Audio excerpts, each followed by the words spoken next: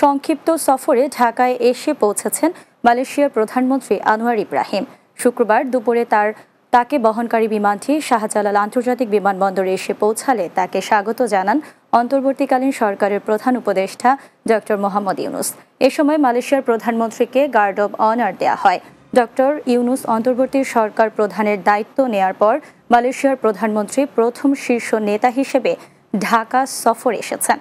এদিকে মালয়েশিয়ার প্রধানমন্ত্রী আনোয়ার ইব্রাহিমের সাথে সংক্ষিপ্ত বৈঠক করেছেন অন্তর্বর্তীকালীন সরকার প্রধান উপদেষ্টা অধ্যাপক ডক্টর মোহাম্মদ ইউনুস।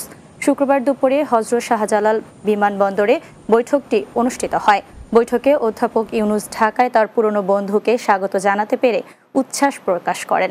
বৈঠকে ছাত্র নেতৃত্বাধীন বিপ্লব, ছাত্র ও জনগণের আত্মত্যাগ এবং বিগত সরকার কর্তৃক সংঘটিত গণহত্যার বিষয়ে আনোয়ার ইব্রাহিমকে অবহিত করেন প্রধান উপদেষ্টা।